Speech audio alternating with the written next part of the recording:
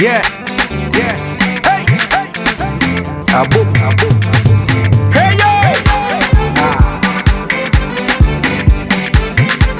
See you man.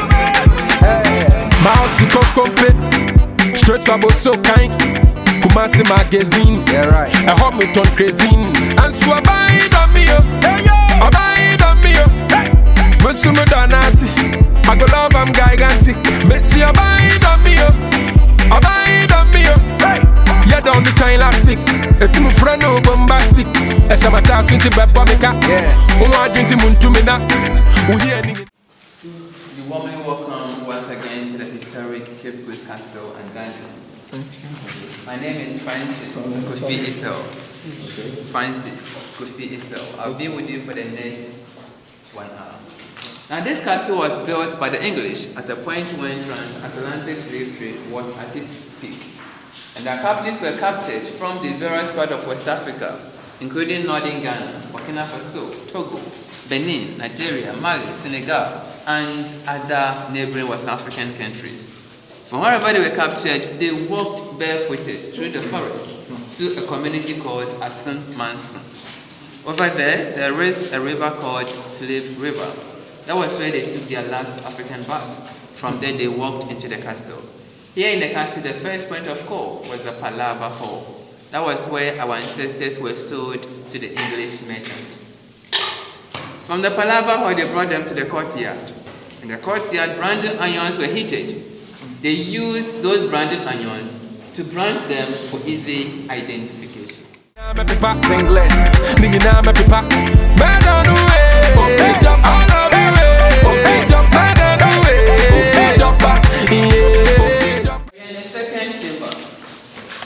But then specifically, the first chamber was excavated, the rest were not excavated. Therefore, we are walking on the remains of our ancestors.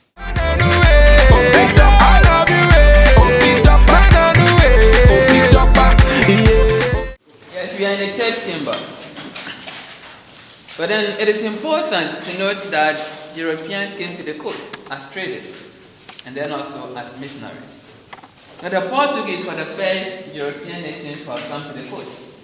They came around 1471. They brought us the first church, and that was the Roman Catholic Church. Yeah,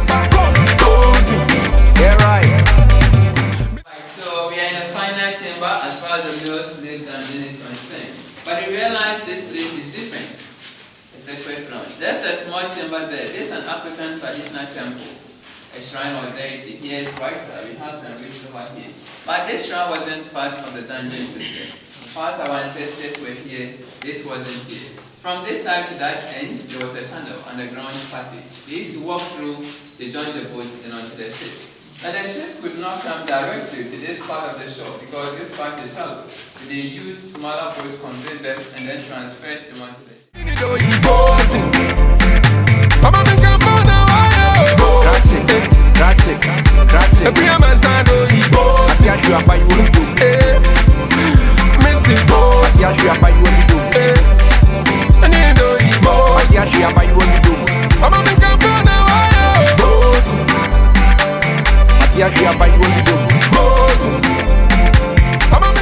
This place served as a cemetery, and that basically there are 4 identified graves over here. 1 here, 3 there. We have Piku here. Piku stands for Philip Paku, or Reverend Philip Paku. Philip Paku was a native of Cape Coast, born and bred right here in Cape Coast. However, his father was a slave merchant, a local slave dealer, and that as a result of the relationship that his father had with the Europeans, Philip was awarded a scholarship by the leader of the Anglican Church, Reverend Thomas Thompson, to study abroad to become a missionary. So Philip attended Oxford University. He was the first black man to have been ordained as an Anglican priest in England. He was equally appointed as the first school headmaster in Gold Coast, Ghana. He served in the castle as a priest and also a schoolmaster for 50 good years. A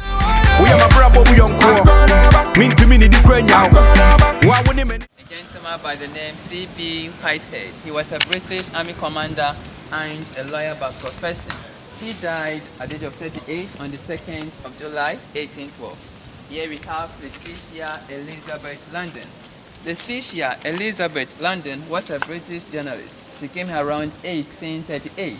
to visit her husband, Captain George McLean, but then she died in 2 months after arrival. Indeed, there are a lot of controversies surrounding the cause of her death.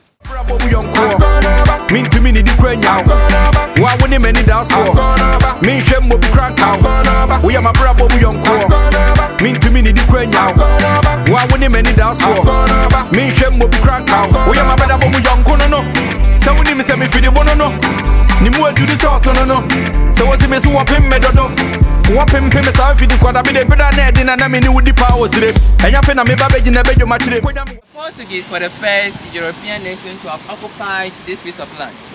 They were defeated by the Swedish. Swedish were defeated by the Danish. Danish were defeated by the Dutch. Dutch were defeated by the English. But the English built the castle in 1665. The castle was built over a period of 300 years. So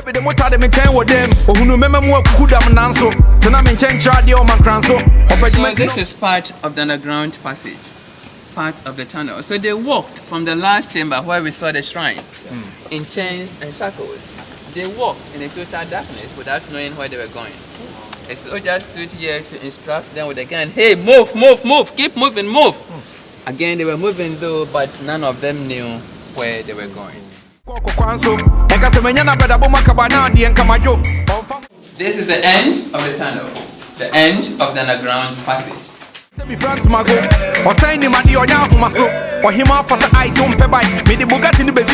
Punishment cell for the female captives. Punishment cell. Indeed, the English did not come along with their wives.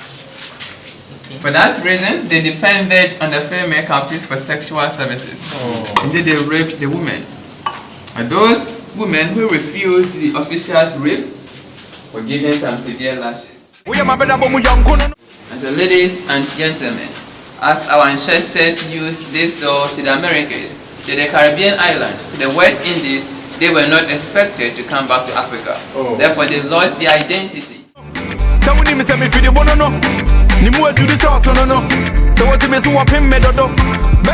This door, officials used the staircase. So that side was the arrival and departure lounge for the officials. Again, the ships could not come to this part of the shore because this part is shallow. So they used smaller boats to convey them and then transferred them onto the ship. Indeed, they were packed like sardines and that they died in their navies. And those who died were thrown into the ocean for the fishes to them up. Those who felt sick were equally thrown into the ocean for the fishes to them up.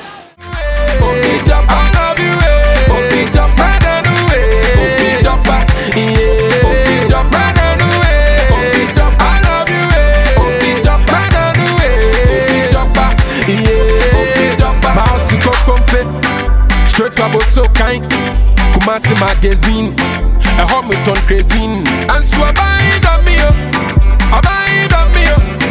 Musumu Donati, I go love am gigantic, Messi abide on me, You know, palava is a Portuguese word which means to bargain or to negotiate, to talk. Nigerians will say trouble. Yes. Yes. So as the captives were brought from the hinterlands to the castle, here was the first point of call.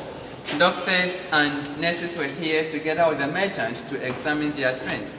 They used second-hand clothing, mirror, gunpowder, schnapps, tobacco, among other European goods in exchange of our ancestors. You are aware that Anglican Church started in the castle around 1752, but then as they moved from the castle, that is the first Anglican church building in the country. Built around 1855.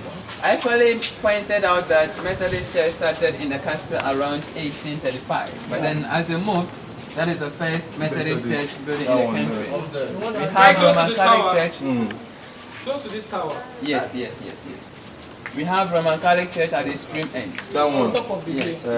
At the extreme end, having cross on top. And that because of the churches around this part of Cape Coast is called Chapel Square.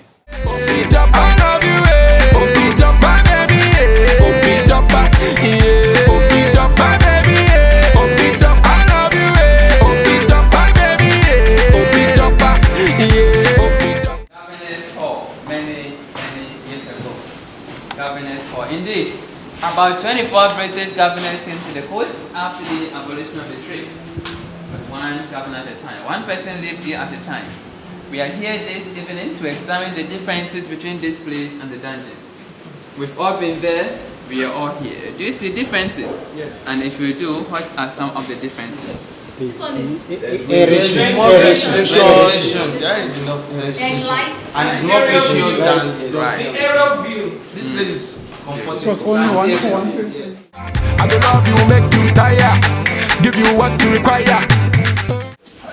Now to the governor's bedroom. What you require. For what this way, now go be your kaya. Let's move to the governor's reception area. From there we conclude at the First English Church.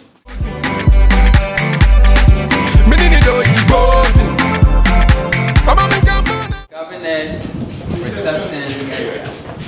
Governor's reception area. They used to entertain themselves right here. And they used to take their snacks here. Now look at the space. Look at the number of windows here. Compare the situation here with the situation in the dungeons. Think about it.